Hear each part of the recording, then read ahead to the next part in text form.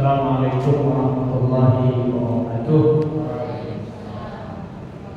Alhamdulillahirabbil alamin. Wassalatu wassalamu ala asyrofil anbiya'i wal mursalin habibina wa syafi'ina wa maulana Muhammadin wa ala alihi wa sahabatihi wal mayamin. Rabbi shrah li sadri wa yassir li amri wa hlul 'uqdatam min lisani yafqahu qawli. Allahumma ij'al هذا المرحوم تتفرقنا من بعده تفرقا معصوما واغفر لنا ولآبائنا وأمهاتنا وسائر المسلمين والمسلمات من مشارق الأرض إلى مغاربها برحمتك يا من أنت على كل شيء قدير. اللهم علمنا ما ينفعنا وانفعنا بما علمتنا إنك أنت العليم الحكيم. وبعد beserta seluruh jajaran tenaga pendidik, kalau dulu sebelumnya Bapak Ibu guru, sekarang namanya teknik tenaga pendidik. Demikian juga bapak kami kepada komite sekolah, para Bapak Ibu, orang tua murid di SMP 2 ya. Mudah-mudahan di hari yang baik ini kita semua mendapat rahmat dan ridha Allah Subhanahu wa taala. Bersyukur kita kepada Allah diberikan kenikmatan amanah. Pada hakikatnya Bapak Ibu dititipkan oleh Allah suatu amanah yang berat, yaitu anak-anak yang menjadi tanggung jawab tidak saja di dunia tapi di akhirat. Tapi amanah ini dicari dan dikejar oleh orang. Saya dalam sebulan terakhir itu ketemu dua berita, dua informasi. Ada orang saking pengen punya anak, dia jual rumahnya, dia jual mobil, ikut program bayi tabung di Surabaya, ratusan juta. Saya yakin ibu-ibu udah begitu kan? Paling ya, untuk operasinya aja paling ya 20 juta kelar. Ini untuk hamil mereka habiskan ratusan juta. Yang terbaru Luna Maya. Tahu cerita Luna Maya? Dia kan menikah usianya lumayan tuh ya, 40-an kan? Secara medis usia begitu kan sudah agak rentan kan tidak punya anak karena sudah lebih dari 40 tahun. Ternyata dia cerdas. Benihnya itu sudah dititipin dulu, diambil di usia dia kapan, disimpan sekarang di freezer gitu, ditabung. Kalau ternyata ini kan namanya persiapan, kalau ternyata setelah menikah nggak bisa punya anak, lewat ini kan bisa dibuat lewat proses bayi tabung. Artinya ibu bapak tidak perlu seperti itu sudah mendapat amanah yang besar itu. Tapi amanah ini tanggung jawabnya berat. Tadi sempat disinggung oleh Pak Khairil, anak-anak murid kita ditanya mau nggak ke barak militer, ternyata pada nggak mau. Nah, kalau nggak mau robah dong perilaku kan gitu. Tapi kan anak-anak nggak semudah beliau Pak Topan, kan nggak mudah kayak gitu. Ampun Pak Topan, jangan kirim ke barak militer, nggak begitu. Saya termasuk orang yang nggak setuju dikirim ke barak militer, saya termasuk yang tidak setuju. Kalau itu memang baik dari dulu udah begitu dilakukan orang. Penelitian sudah jelas ya, Dr. Jamal kalau nggak salah, Gamen. Dia tuh sudah membaca banyak penelitian, ternyata orang yang dikirim ke barak militer 6% kenakalannya meningkat. Karena semakin merasa power. Ya, anak-anak semakin merasa dia punya power, punya kekuatan, hati-hati. Ya, kemarin nakalnya biasa nanti tidak jadi nakal profesional. Ya, takutnya begitu kan, nakalnya semakin profesional, nakal terlatih kan repot gitu kan. Tadi dia sekedar nakal-nakal biasa, tidak pernah mukul orang, sekarang berasa udah gagah kuat, udah dilatih di barak militer. Ini kalau mukul orang kencang nih, dicoba dulu, takutnya malah begitu. Ya, karena penelitian udah ada meningkat menjadi 6%. Makanya saya termasuk orang yang tidak setuju. Tapi ada pilihan apapun itu kita lihatlah. kita lihat nanti hasilnya apakah efektif atau tidak efektif. Lalu di mana pendidikan yang paling efektif? Itu ya di rumah. Di luar rumah ya di sekolah. Di luar rumah ya di sekolah. Udah. Tuh. Inilah pola pendidikan yang paling efektif. Rumah, sekolah, rumah, sekolah. Kalau mau ditambahin rumah, sekolah, masjid, rumah, sekolah, masjid. Masya Allah. Godaan anak-anak di luar sana banyak godaan. Di dalam rumah dia tidak selamat dari ini. Anak-anak kan tidak pegang ini kan. Ini zamannya dia. Gak bisa kita jauhkan. Saya gak kasih tahu anak saya gak boleh pegang gadget. Gak bisa. Ini zamannya dia. Tetap harus dikasih. Tapi pengawasannya sanggupkah Bapak Ibu 24 jam?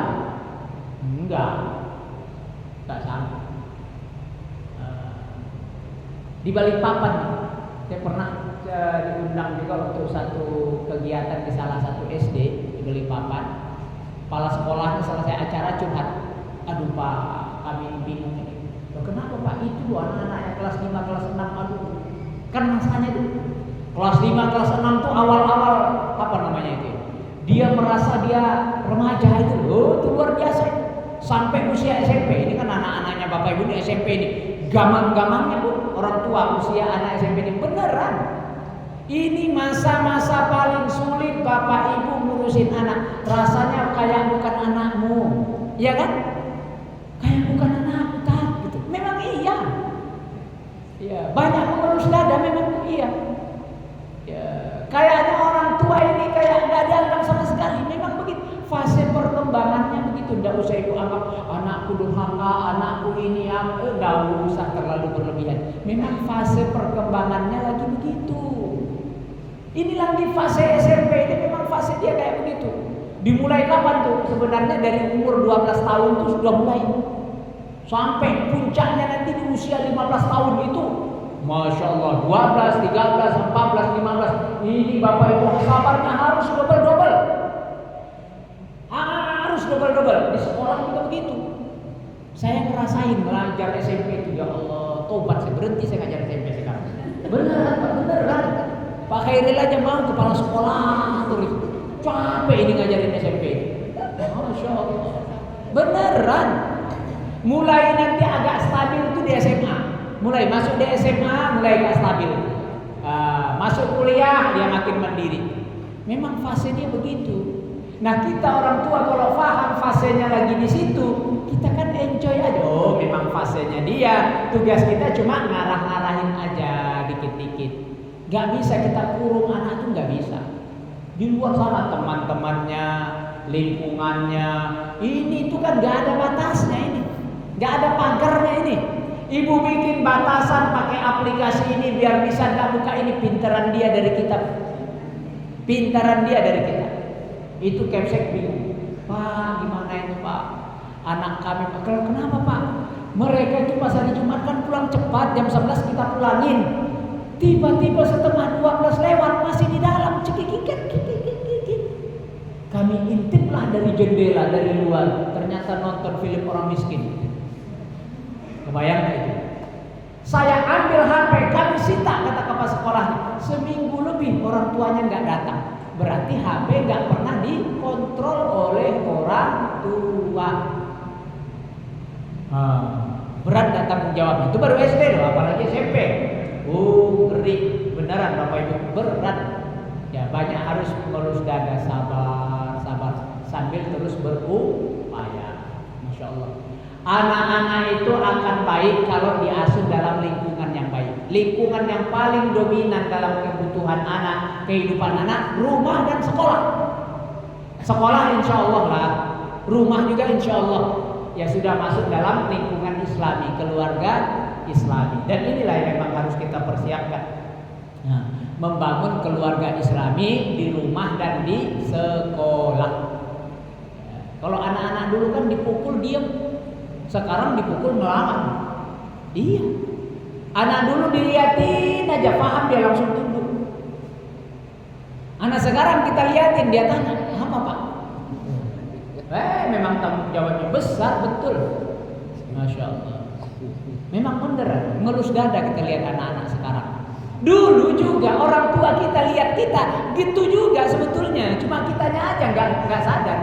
Orang tua kalau waktu lihat kita seumuran begitu, ya gitu juga ngelus dada orang tua itu. Cuma orang tua dulu kan nggak ada kayak gini, ada parenting, ada pengarahan. Ya, paling mentok ambil rotan dipukul. Ini betis saya nih patah gagang sapu sini Bu. Gagang sapu patah. Mau dibacok sama mama saya pernah. Kalau ditempelin sama bapak jangan tanya, ini tahu saya rasanya. Tebal rasanya muka ini habis ditempelin, tahu betul saya rasanya. Itulah zaman orang tua dulu ya begitu didikannya. Sekarang kan zamannya tidak begitu lagi.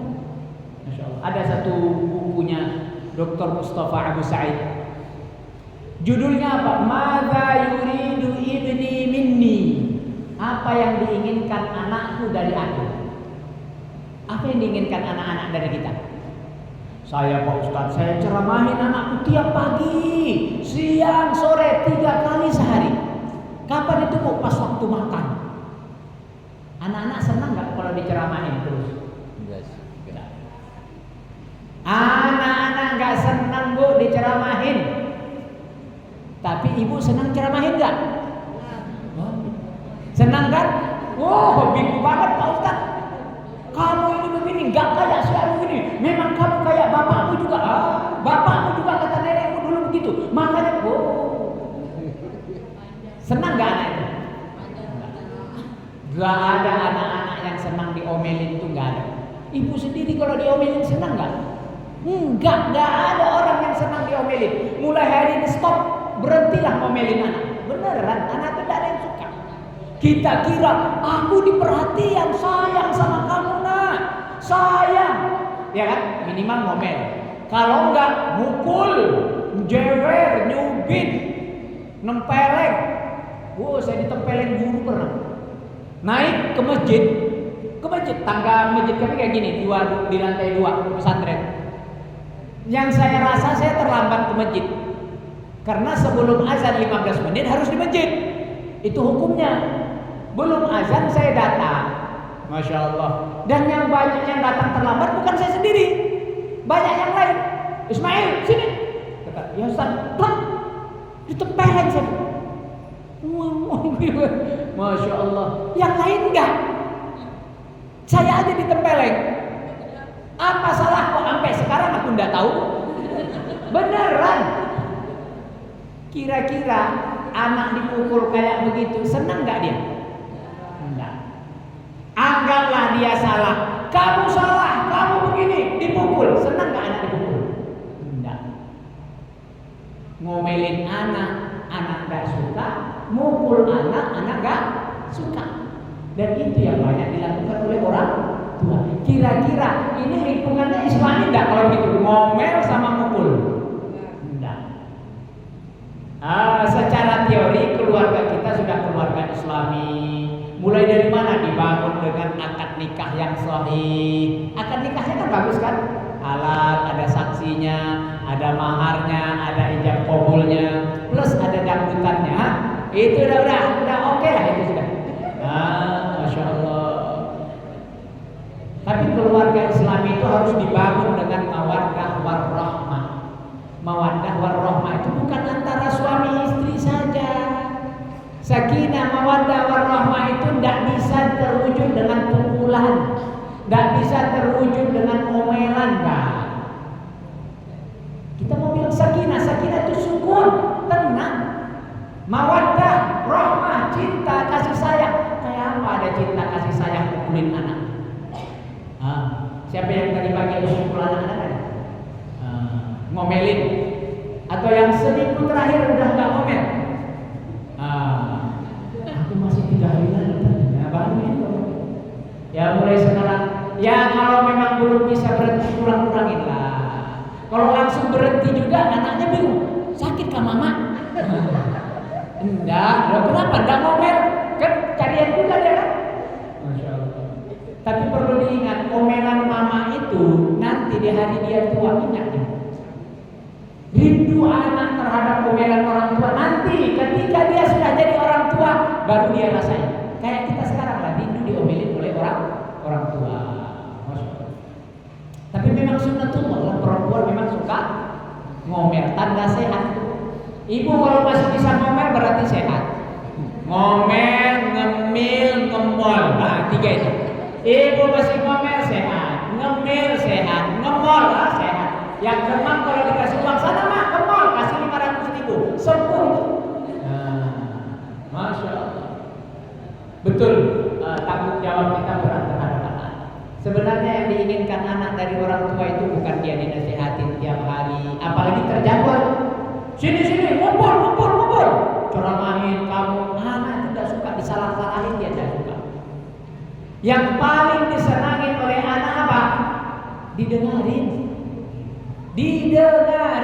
Anak itu paling suka didengarin.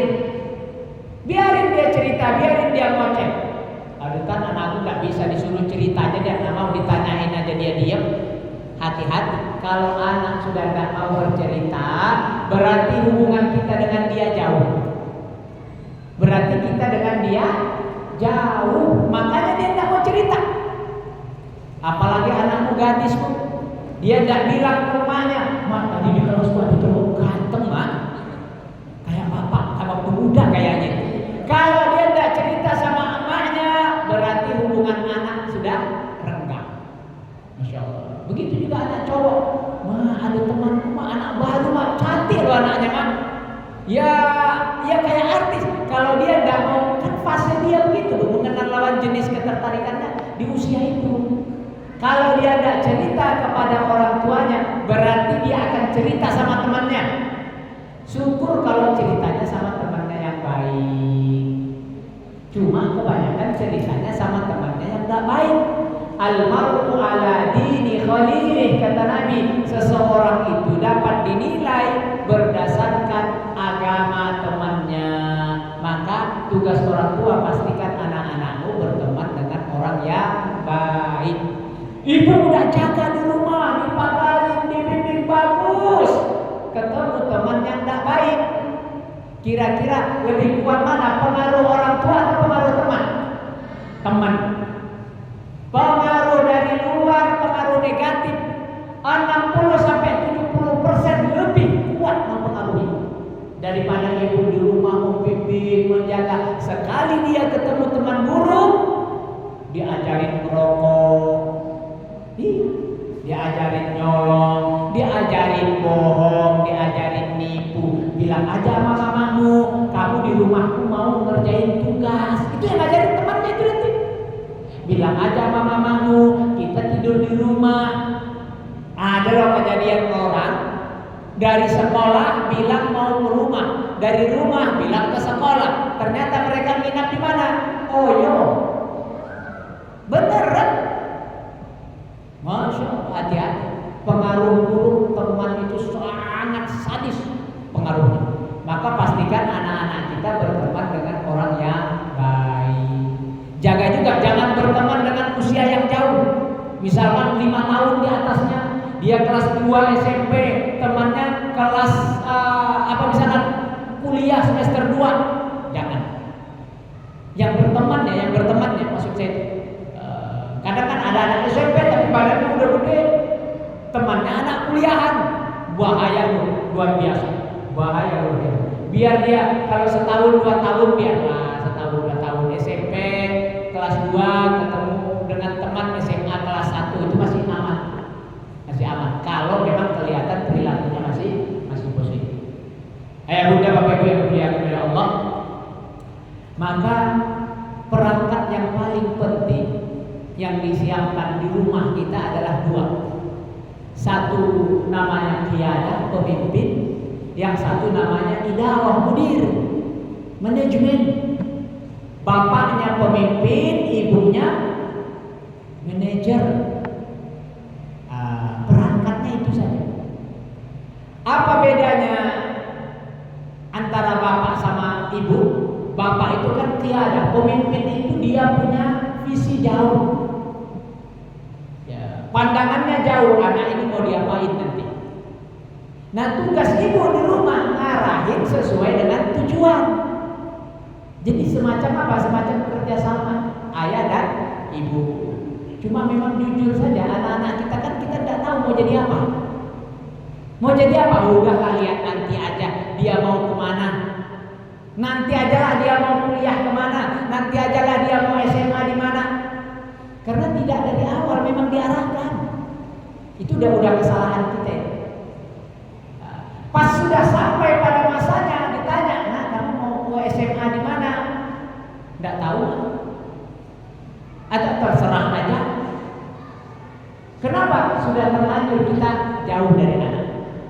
Tapi walhamdulillah, anak-anak yang jauh dari orang tuanya, terapinya 3 minggu cukup. 3 minggu kita mulai PDKT dengan anak, insya Allah mulai dia terbuka. 3 minggu saja. Jadi peluangnya masih besar. Dekatin anakmu, kembali, ajak dia bicara. Jangan ibu yang banyak bicara. Kunci mulutmu, kurangin, rem. Biar lebih banyak dia bicara. Apalagi anak perempuan. Biar dia nangis, tapi kita tahu dia nangis. Daripada dia nangis, ambil bantal, nangis dia di kamar, ibu nggak tahu anakmu nangis. Lalu dia update status di IG-nya. Ya ada yang mengerti aku di rumah. Lebay kan? Iya, tapi memang dia rasakan memang real itu. Gak ada orang yang ngerti aku. Nah, banyak anak status di IG-nya, di WA-nya, di hidden, ibunya, mamanya, bapaknya nggak tahu apa statusnya. Coba, apa statusnya orang tuanya nggak tahu, teman-temannya baca. Dia ngapain, dia kemana, kapan, apa, orang-orang lain tahu, orang tuanya nggak tahu, dia nggak ada statusnya. Kenapa? Di hidden, disembunyikan sama anak. Kenapa? Karena orang tuanya udah terlanjur jauh. Apa yang menyebabkan anak jauh dari orang tua? Yang pertama, suka dimarahin. Menurut penelitian, anak yang tiap hari dimarahin bodoh jadi beban otak. Beneran. Kalau marahin anak itu kalau perlu dijadwal aja, tiap Kamis misalnya, tiap Jumat. Jangan tiap hari. Jangan tiap hari gitu. Jadi beban anak. Cuma kan kita dikatal kan, pengen ngeluarin ini, pengen marah. Tapi beneran kurang-kurangin lah. Dijadwal seminggu sekali udah cukup. Lama-lama nanti 2 minggu sekali, lama-lama sebulan sekali, gitu loh. Kenapa? Anak itu kan manusia juga kan. Jangan anggap ini anakku, aku lebih tahu, enggak. Temannya lebih tahu dia. Temannya lebih tahu dia daripada kita. Wong statusnya aja kita nggak tahu. Kita kira dia tidur, padahal dia main HP di kamar bisa. Masya Allah. Jadi banyak hal yang kita nggak tahu tentang anak kita itu banyak. Coba, apa yang dia rasakan bisa jadi tidak tahu. Tapi terapinya dari alhamdulillah 3 minggu bapak ibu mulai dekatin anak. Indikator kedua, tadi kan anak tertutup, diajak jalan, kalau dia tidak mau hati-hati. Misal, ya udah temanin mama ke rumah nenek. Di sana nanti kita begini-begini, tidak mau. Diajak nonton, kita nonton ya, enggak, mama aja lah. Hati-hati kalau anak tidak mau diajak ke pantai, nggak mau, ke rumah nenek nggak mau, nonton nggak mau, belanja nggak mau, berarti dia sedang menjaga jarak. Tuh, kan indikatornya ada, itu tampak itu. Berarti dia sedang menjaga jarak dengan orang tuanya. Tuh. Bersyukur kalau mama mau ke mall, ikut mak. Jangan dilarang. Ayo. Ikut modal lah Bu. Keluar lah duit. Minimal nanti beliin dia tank top baru kan. Jangan takut. Daripada anak kita larang ikut, akhirnya dia menjaga jarak dari orang tuanya. Kalau anak masih ikut Bu, alhamdulillah, beneran. Kan anak-anak itu suka kita larang ikut kan? Dari usia kapan? Dari dia mengenal ikut udah. Jangan, nggak boleh, apalagi ditipu. Enggak, mama kesana kok. Nggak usah ikut, mama sebentar aja, paling 15 menit. Tahu-tahu 3 jam baru pulang. Loh, mama dari mana? Dari mall.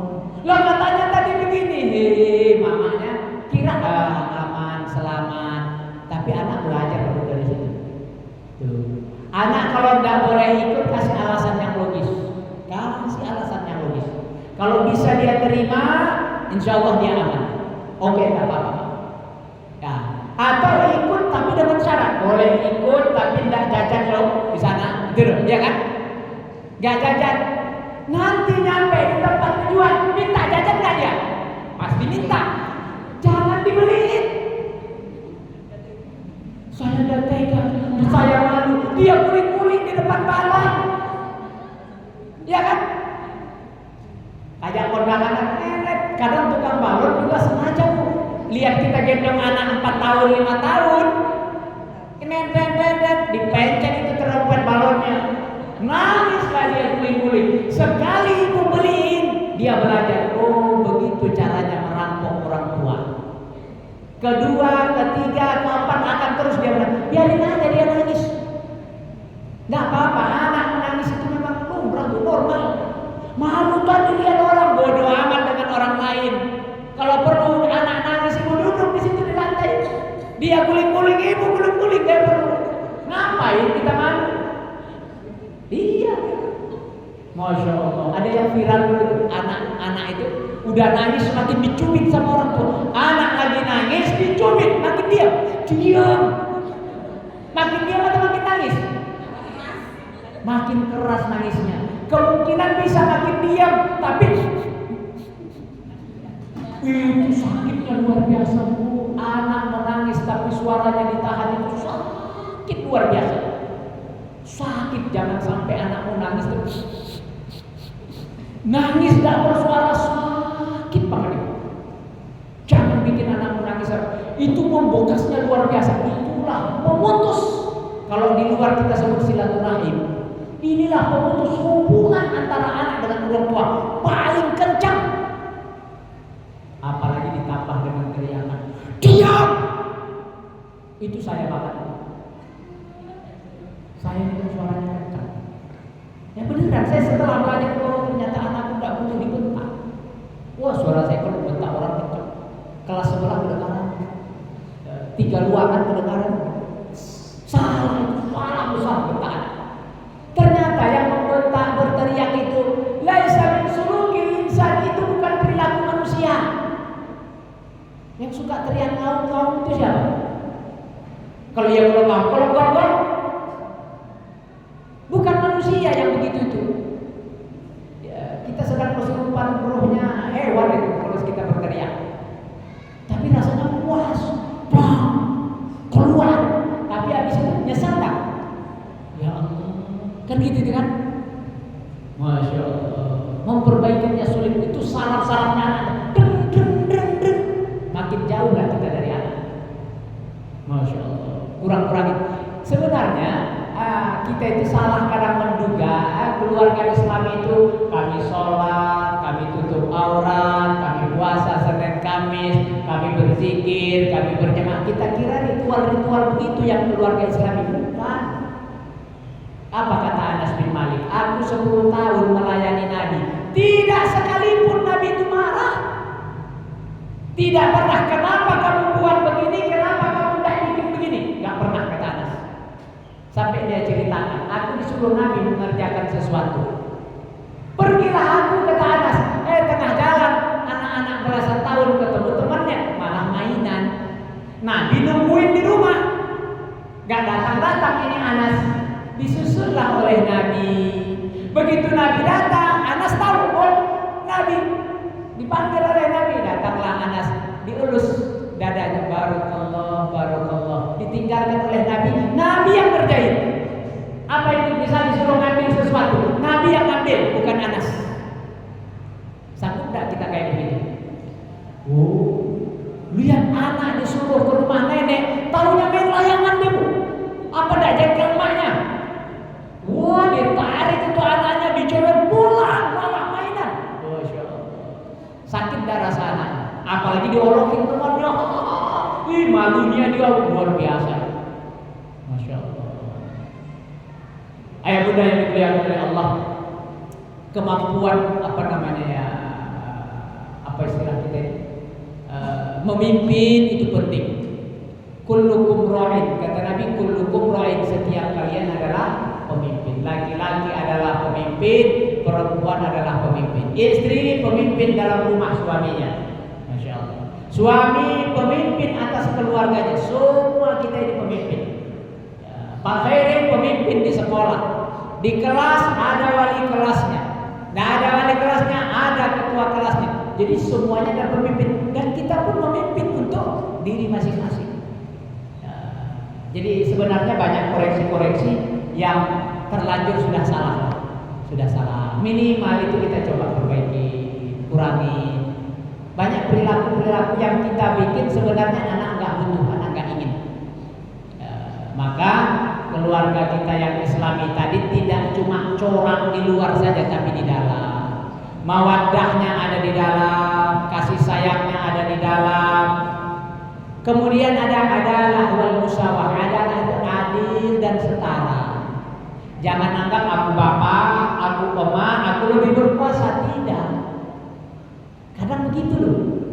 Bapak yang putuskan. Ini pokoknya. Enggak semua harus dengan pokoknya. Enggak semua harus dengan pokoknya. Pokoknya itu ada kalanya baik, tapi banyak kalanya enggak baik. Pokoknya satu saja kalanya dia akan baik. Kapan?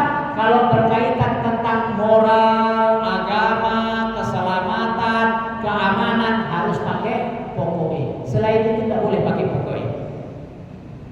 Nah, kediktatoran orang tua itu ketika anak berkaitan tentang keamanan minta beliin motor.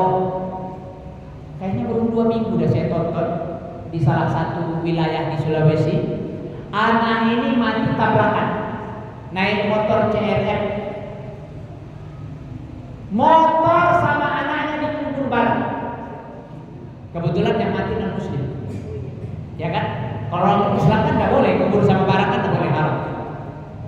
Ketika ini anak satu-satunya laki-laki loh, udah satu-satunya laki-laki mati tabrakan. Kayak apa rasa orang tuanya? Waktu dia beliin motor CRF, dia mikir nggak kalau resikonya akan mati? Tuh, kalau sudah berkaitan tentang keamanan anak, biar dia guling nendang pintu sampai roboh, biarin, nggak usah beliin. Karena memang belum masanya dia pakai motor kayak begitu. Tuh, tentang moral, kami ini camping, ini satu kelas semua, ada guru enggak apa-apa, ini teman semua. Ini tentang moral. Jangan, tidak, nggak usah nego soal itu. Baru pakai pokoknya soal itu. Selebihnya ibu bisa nego lah. Yang lain-lain bisa nego. Win-win solution lah. Boleh kamu pergi camping dengan temanmu, tapi mama ikut. Mama nggak mau, mama nggak usah ikut. Udah nanti ku ajak mama yang lain. Kami camping sendiri, kamu sendiri. Kami mama. Cakep. Kalau mau camping begitu, kalau enggak kami nggak kasih. Beneran. Disiasatin kayak begitu. Memang perlu effort, pengorbanan yang besar, perlu pengorbanan yang besar, iya. Nah, karena yang kita didik ini aset loh. Ibu saya yakin lah kalau nitipin emas satu on ke orang lain, mau nggak sembarangan? Itu emas ini anak. Ibu bertaruh nyawa melahirinnya. Masya Allah. Gak apa-apa anak sekarang menangis daripada kita nanti yang menangis. Biarin anakmu sekarang menangis, gak apa-apa, daripada kita nanti di masa tua nangis. Kita lihat anak. Masya Allah. Orang tua itu kan gak berhenti dia mikirin anak, gak berhenti. Biar anaknya udah nikah, udah berkeluarga, udah kerja, gak akan pernah berhenti. Selagi nyawamu dalam tubuhmu, tidak akan pernah ibu istirahat dari mikiran anak. Masya Allah. Ada orang tua anaknya udah menikah, jarang berkunjung, sakit hatinya, ngelus dada dia nangis. Ada yang tiap bulan belanjanya kurang, anaknya dikode-kode tidak paham, sakit hatinya. Ngutang gak dikasih sama anaknya, makin hancur lagi. Masya Allah. Sampai kemarin sore kayaknya saya Saya senang yang berantem-berantem itu senang. Nah, ada orang menganggap orang tuanya itu beban. Dia bandingkan kehidupan di Swiss. Orang tua di Swiss itu kan begitu. Kalau udah anaknya itu udah selesai tanggung jawab mereka udah lepas. Orang tua itu tidak perlu ngurusin anak. Kita kan orang Islam tak begitu kan. Memang lepas tapi tidak mutlak. Tidak mutlak. Dicampur aduk sampai ke dalam rumahnya pun tidak boleh. Ditinggal juga nggak boleh dalam Islam. Masih ada tanggung jawab orang tua. Tuh. Dibandingkanlah dengan di Indonesia. Di Indonesia malah sebaliknya, orang tua yang ngorotin anak. Orang tua jadi beban anak. Oh, ini yang bikin saya jengkel. Masa anak menganggap orang tuanya adalah beban? Orang tua itu apa? Kewajiban anak. Kita pandangan Islam kita beda. Bedain sama Swiss lah, apalah ya bodo amat lah dengan kita pegangan kita adalah Islam. Orang tua adalah tanggung jawab anak. Jangan merasa anak terbebani dengan nafkah orang tua, kebutuhan orang tua. Aku kok kayak diperas sama mamaku. Ada juga memang mama-mama terlalu kencang berasnya ada. Anaknya udah berumah tangga, uangnya dia yang pegang. Sini gajimu mama yang pegang, mama yang kasih kamu, mama yang kasih istrimu. Ini mamanya kelewat betul. Ada yang sampai nyusun kasur, arahnya kemana, ke jendela kah, ke pintu, mamanya yang ngurus. Spraynya mamanya yang ngurus, mantunya bingung. Hah? Urusan mama itu udah sampai depan pintu saja lah. Baikkah kamu di dalam? Baik nak. Udah mama pulang ya, udah gitu doang. Tapi jangan juga ditinggal, sesekali datanglah. Masya Allah. Itu tanggung jawab ibu ini tidak selesai. Tidak selesai sampai kita mati, tidak akan ada selesai. Ibu yang Allah ya, sehingga memang sakinah, mawaddah, warahmah itu memang harus ada di rumah. Bukan cuma kita suami istri, tapi dengan anak-anak. Mana ada orang yang sayang tapi mukul? Gak ada. Aku sayang makanya pukul. Gak ada itu. Itu hiasan di mulut aja. Gak ada orang sayang tapi mukul. Gak ada orang sayang tapi bentak. Gak ada. Masya Allah. Karena tanggung jawab kita ini bukan tanggung jawab di apa namanya, di sosial. Tanggung jawab kita itu sampai ke bawah ke akhirat. Maka anak-anak itu memang perlu juga disiapkan. Anak-anak itu dibangun, disiapkan, dididik, dibina. Ya itu tadi saya bilang, kita ini dari awal memang tidak tahu anak kita mau kemana, basic asalnya. Dia kan bawa apa namanya, genetik kan. Dia senangnya apa, Masya Allah. Setelah saya pelajari bukunya Dr. Mustafa itu apa? Kalau bahasa Indonesia itu apa? Fase perkembangan anak girl. Ternyata anak-anak kita itu kehilangan bakatnya di usia dia TK. Usia 7 tahun itu bakatnya udah banyak hilang. Waktu 4-5 tahun kan semua dia bisa. Begitu masuk TK, duduk aja diatur. Duduk manis. 1, 2, 3, 4, 5. Padahal anak biarin aja dia mau duduk di atas meja, kan guling-guling. Oh nanti kebiasaan begini-begini. Anak di bawah 7 tahun dia belum bisa diajarin moral, kesopanan. Nanti terbiasa, belum bisa, belum berpengaruh gitu. Belum berpengaruh. Anak di bawah 7 tahun belum berpengaruh. Tapi kalau sudah di atas 7 tahun barulah mulai ditanamkan sedikit. Anak umur 5 tahun disuruh berbagi, bersedekah, belum. Biarin aja dia rebutan mainan, biarin aja. Nanti nangis-nangis, pukul-pukulan, biarin paling. Kecuali dia pukul-pukulan pakai batu, pakai balok, barulah itu campur. Kalau cuma pukulan begini, jambak-jambakan, biarin aja. Nanti nangis, tapi kan mamanya kadang tidak sabar kan. Apalagi ada mama anak yang satunya, gantian mamanya yang kelahi. Anaknya kelahi situ, mamanya di sini.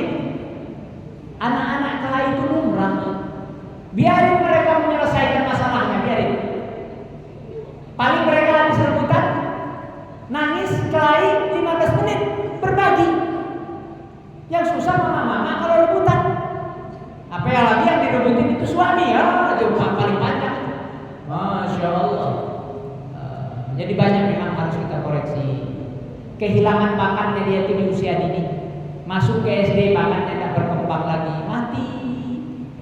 Kemana? Kita tidak mau siapkan anak ini mau jadi apa. Bahkan anak itu sebetulnya ada, pembawaan dia lahir ada. Tinggal melihatlah kemana arahnya, dilihat sama orang tua. Bahkan beberapa anak itu lahir membawa bakat itu, masya Allah kaya. Ngaji dia pinter, baca dia bisa, menghitung, berenang, berlari, naik sepeda, segala macam dia bisa. Masya Allah. Saya ini dulu termasuk yang begitu, banyak bisanya saya, kayak ular, banyak bisanya. Sampai saya itu jam dinding itu saya bongkarin. Awalnya tidak bisa masak, saya bongkar lagi jam 1 lagi, saya lihat dir-dirnya itu, alhamdulillah bisa, tapi jalannya mundur. Tapi dari situ saya belajar, otodidak bisa.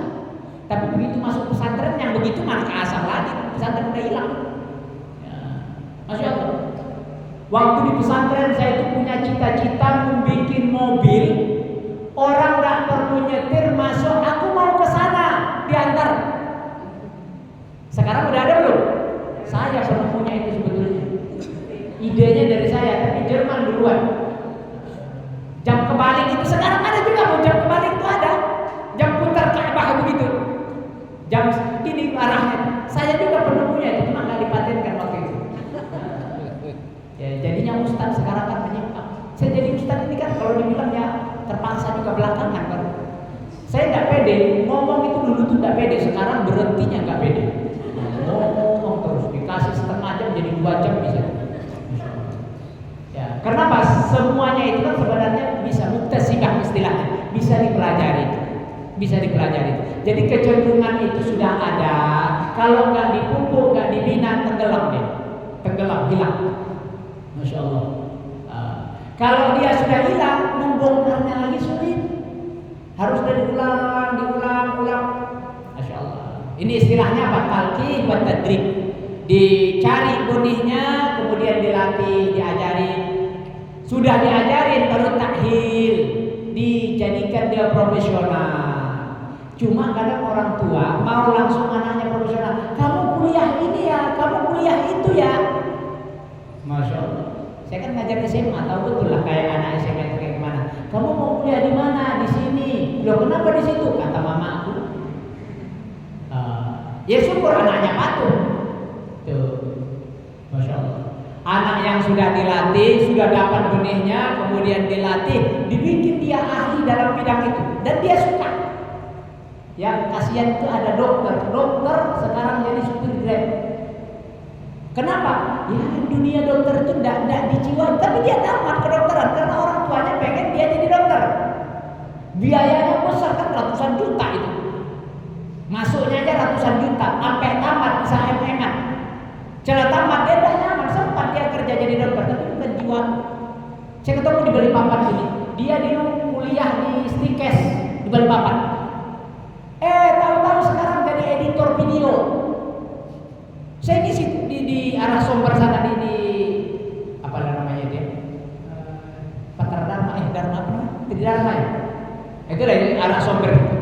Untri dulu lah. Di situ anaknya kuliah. Dia Stikes tapi numpang di sekolahnya. Kebetulan saya ngisi acara buka puasa apa. Saya ketemu lagi jadi editor video. Namanya Fatih, kamu jadi gini. Dia bilang, Pak, saya nyamannya di sini. Bukan di Stikes, saya itu nggak sabar nanganin pasien, itu nggak sabar saya. Tapi kalau ngedit video, begadang juga nggak apa-apa. Kasihan dia kan, disekolahkan di Stikes, ternyata maunya dia di kamera, video, gambar, internet, itu yang dia suka ternyata. Ya usia dia yang 4 tahun kuliah itu sayang. Kalau dibina untuk ini, siapa tahu dia jauh lebih berkembang dan bermanfaat. Ya gara-gara itu orang tua tadi nggak mampu.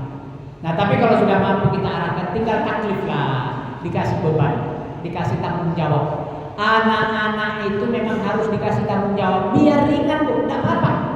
Dek, kamu setiap hari Sabtu cuci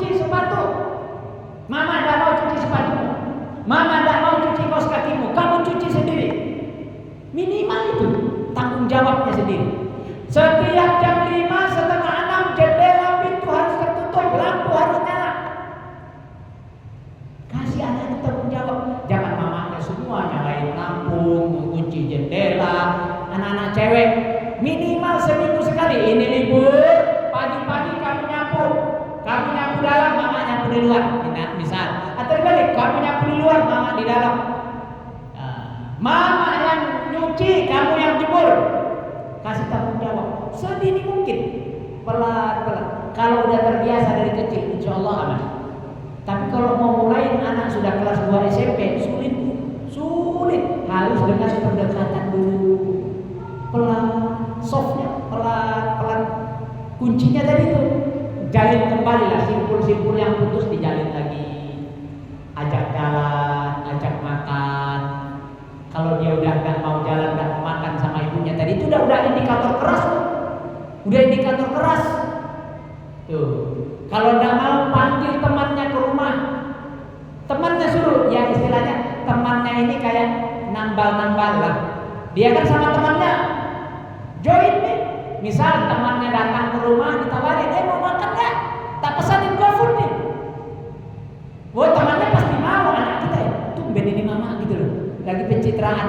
Memang iya lagi pencitraan supaya mulai terjalin. Tidak apa-apa, bermodal lah, bermodal. Tidak usah takut, tidak usah takut. Kadang kan orang tua itu kan, mahalnya, ya kan? Iya benar. Kalau tidak mau mahal, mau keluar dari motor bentar, beliin minuman nih. Itu PDKT-nya di situ. Harus lewat perantara. Mungkin kalau langsung mamanya kasih ke dia tidak mau. Tapi kalau pas ada temannya, nanti temannya, tumben mama mau baik ya. Kata anak, iya ya, aku juga kaget. Kayaknya habis doain kemarin ini.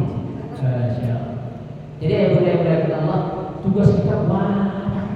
Apalagi anak usia SMP itu banyak banget. Karena dia bukan anakmu saat ini, dia anak temannya.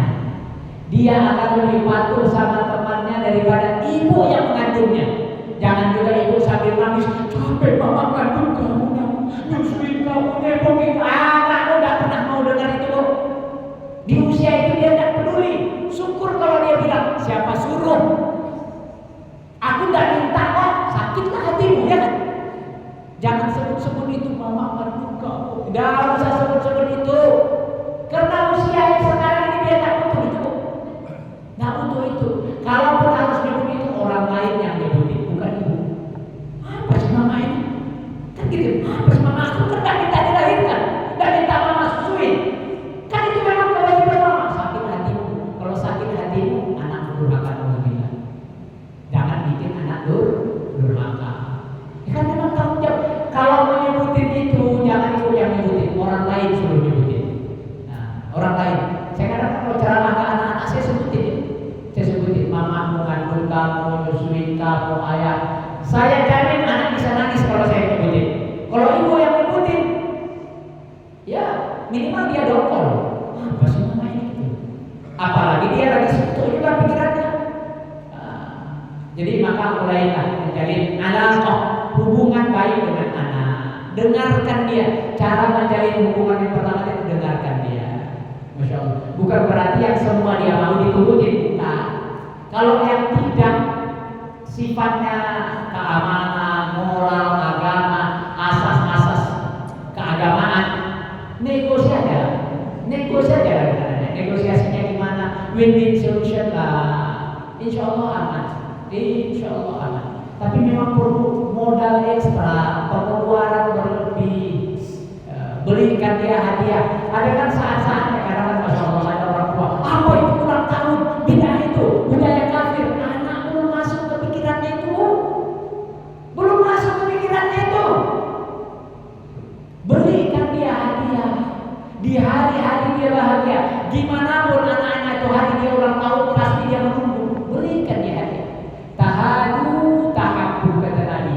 Memberi hadiah, saling beri hadiahlah kamu, maka akan muncul cinta di antara kalian. Dengarkan anak, berikan, kasih hadiah. Masya Allah. Ya insya Allah. Aduh Ustaz, saya kayak kesendirian di rumah, bapaknya tidak peduli. Bapaknya itu penting kerja.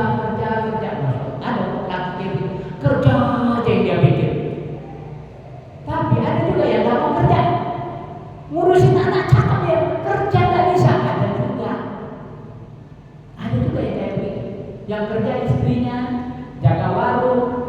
Bapaknya apa ya, jagain anak. Ada. Ya, kayak bertukar peran.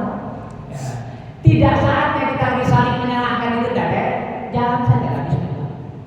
Yang repot itu nggak ngurusin anak juga nggak kerja. Laki kayak begini yang repot itu nggak ngurusin anak juga nggak kerja, nggak ada penghasilan dan juga ngurusin anak. Itu yang repot. Ya, akhirnya perempuan kayak apa namanya, strong sendiri dia.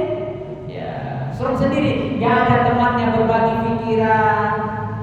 Ya, tapi itu jarang ada, tapi jarang. Tetaplah berkomunikasi dengan pasangan, dengan suami, dengan istri, anak ini mau gimana. Itu keterbukaan itu mulai, masya Allah. Dan jangan sampai mamanya marah, bapaknya juga marah. Anaknya itu kemana? Jangan dua-duanya marah. Tuh, kalau mamanya marah, bapaknya cuma bilang, tuh dengarin mamamu. Tuh, kalau bapaknya marah, mamanya, tuh dengarin bapakmu. Gitu aja, jangan dua-duanya marah. Anak ke situ itu yang bikin anak nanti kabur, dia cari tempat lain. Ya kalau dia lari ke rumah nenek masih alhamdulillah. Kalau lari ke rumah temannya, di balik papan saya kan ada kasus anak hilang. Ya hilang, lari ke rumah temannya. Ada yang lari bersama teman yang di Jawa Barat, lari sama teman yang dikenal di Facebook baru 1 hari. Kenapa? Yang dia kenal di Facebook lebih mengerti dia, lebih paham dia. Bodoh kan? Mana ada orang kenal internet langsung paham ngerti? Tapi di pikiran dia begitu. Ya, lagi tidak stabil pikiran. Maka jangan sampai putuskan hubungan kita dengan anak. Kami tidak putus, tapi diam-diam. Ada orang serumah, ayah sama ibu, ayah sama anak nggak teguran ada. Anak sama ibu nggak teguran seminggu ada. Tuh, mamanya gengsi, bapaknya gengsi. Terakhir saya tutup. Namanya itu artis juga, kalau ada Syahnas itulah namanya, Syahnas. Dia itu presenter di TV. Masya Allah. Saya baca ceritanya itu sedih saya baca. Ini anak kepala batu, bapak juga kepala batu. Suatu hari pas dia wisuda, anaknya nanya, Pak, bapak bangga gak punya anak kayak aku? Kata bapak, itu biasa aja. Ternyata bagi anak ini sesuatu biasa aja. Tuh di kantornya bapak, doktornya berapa orang, anak bapak tuh dokter, pintar ini, pintar itu, bisa ini, bisa itu. Anaknya sampai nanya, bapak bangga gak sama aku? Nunggu ditanya. Padahal harusnya bapaknya bilang, kamu bikin bapak bangga gak bisa lulus. Tuh, kalau bapak jadi kamu belum tentu loh bapak lulus kayak begitu. Artinya apa? Ujian, uji anak-anak. Masya Allah. Biar nilainya 7, 5, 4. Konsisten ya, kemarin 3, ini 3. Istiqomah kamu. Tapi bagusnya lagi kalau kamu naikin loh. Jadi gitu loh. Tapi tetap harus ada ujian. Kelahi dia misalkan, kalah dia kelahi. Kamu apain dia tadi? Begini. Ih bagusnya kamu, syukur kamu udah begitu. Tetap harus ada ujian. Ini sana tuh sakit hatinya gara-gara gak dipuji oleh bapaknya. Dia pancing bapaknya biasa aja. Sejak saat itu renggang, dia ceritain renggang, cekcok di rumah terus kelahi. Sampai sama bapaknya, get out, keluar dari rumah. Diusir anak. Anaknya pun bungkus pakaiannya pergi. Pelan aku keluar. Kukira dipanggil paman. Anak perempuan. Ternyata begitu dia pergi, bapaknya lagi lewat, dilewati lagi nonton TV. Nggak manggil. Balik lagi dia. Apa kamu kok balik lagi? Nggak berani kan? Kata bapaknya. Siapa bilang nggak berani? Aku mau bawa TV. TV itu aku yang beli. Dibawa sama anaknya. 7 tahun tuh. 7 tahun anaknya ngekos di mana, bapaknya gimana? 7 tahun. Sampailah masa anak ini ternyata kena penyakit yang danger, berbahaya. Dia harus dioperasi. Dibawalah surat dari dokter pulang ke rumah. Setelah 7 tahun tidak ada komunikasi. Handphone punya apa semua saya sadar. Tapi belas anak kepala batu, bapak juga kepala batu. Ya keturunannya. Dia yang ngasuh. Dia bawa pulang dia. Loh, tumben kamu pulang, mau ngapain? Masih keras nih bapak. Anaknya kasih amplop coklat, nih baca. Begitu dibuka, nangislah bapaknya. Sekejap-kejapnya bapak kalau lihat anaknya bisa kena kanker stadium sekian harus operasi, dulu di bapak. Nangis bapak. Ditandatangani asuransi ketika anaknya harus dioperasi. Mulai saat itu membaik hubungan mereka. Tapi kondisi anak sudah sakit. 7 tahun gak terus apa? Masya Allah. Sampai akhirnya dari situ membaik kembali. Kata Allah bapaknya pun sakit, stroke, dibawa ke rumah sakit. Sakitnya namanya 7 tahun gak berbarengan sama bapak. Ini udah dirancang rumah sakit, anak sama bapak naik berpelukan. Menembus masa 7 tahun. Sambil itu ceritalah ya sama bapaknya, Pak, waktu aku 7 tahun nikah dulu bapak dari juga sama aku. Apa kata bapaknya? Kutunggu kamu nelpon, kamu udah nelpon. Aku juga nunggu bapak nelpon. Kenapa bapak gak nelpon? Tuh, kan patuh dua-duanya. Terus kalau bapak rindu gimana, Pak? Aku kalau rindu kamu tuh nonton TV. Kalau ada kamu di TV, mamamu gak ada, peluk di TV. TV yang peluk, aku rindu lihat kamu di TV, TV-nya yang peluk. Kalau mamamu gak ada, kalau ada mamamu kuali channel lain. Pala batu juga itu bapak. Masya Allah. Itu setelah 7 tahun. Hubungan mereka membaik di rumah sakit. Pagi dia bilang, Pak, aku berangkat kerja ya, nanti pulang kerja aku kesini lagi. Turun lagi di rumah sakit, baru di parkiran di telepon, kolek itulah terakhir dia lihat bapaknya sudah meninggal. Tapi husnul khotimah lagi, hubungan dia kembali terjalin. Tidak ada anak betul-betul benci orang tua benci anak itu tidak ada. Allah kasih mawaddah di dalam diri kita itu ada cinta kasih sayang. Orang tua yang kayak begitu pun masih bisa baik hubungannya dengan anak. Ini mata saya lihat sendiri ada. Ayah waktu cerai sama istrinya, anak ini ditinggal gitu aja. Mata saya lihat, Masya Allah. Dewasa anaknya, mulailah dia merasa dibuang oleh ayahnya kan. Pergilah dia pura-pura ngaku ke rumah bapaknya, dicuri perahu bapaknya, dibawa kabur. Apa alasannya? Aku dari bayi gak pernah kau nafkahin. Ribut. Tapi disitulah ayahnya dewasa. Ayahnya bilang betul nak, ayah minta maaf, ayah begini, ayah itu pokoknya udah salah ayah, terus sayang terus. Kalau memang itu yang alasan mau mengambil perahu ayah, ambillah. Akhirnya anaknya juga tidak apa-apa. Aku cuma perlu pengakuan aku anakmu, Masya Allah. Alhamdulillah, husnul khotimah. Meninggal bapaknya baik, anaknya masih hidup sampai sekarang kamu saya lihat sendiri, Masya Allah. Jadi kadang orang tua itu ada yang kayak apa namanya, nggak peduli dengan anak itu ada.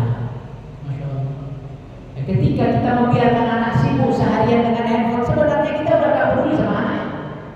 Ya. Makanya mama kadang-kadang perlu juga dia belajar gimana main PUBG, Mobile Legend. Tuh, benar loh. Kita ini harus ambil juga tahu. Iya, awal-awal anak itu gak akan senang dilihatin, ditemanin. Awal-awal gak akan senang, tapi dekatin. Kalau dia sesekali minta top up, keluarin modal juga. Ini tidak bisa kan bangun? Bisa mah, tapi harus top up 20.000 bayarin. Supaya apa? Supaya alaqah dan hubungan tadi terjalin lagi. Insya Allah dari situ